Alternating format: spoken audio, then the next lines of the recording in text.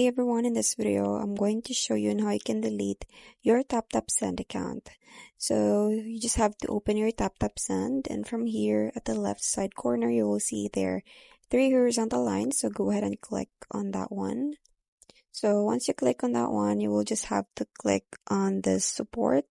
And after you click on that one, you just have to tap on the contact us at the very bottom. So just click on this one. And then go ahead and tap on the email. So in here, you just have to simply describe that you want to delete your account. So you just have to provide the valid reason also.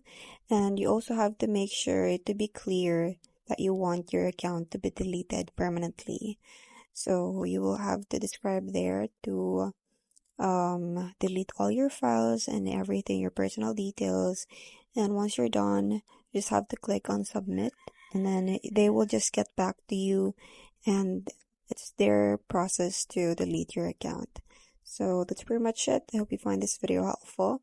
Thanks for watching, and I'll see you in my next one. Bye!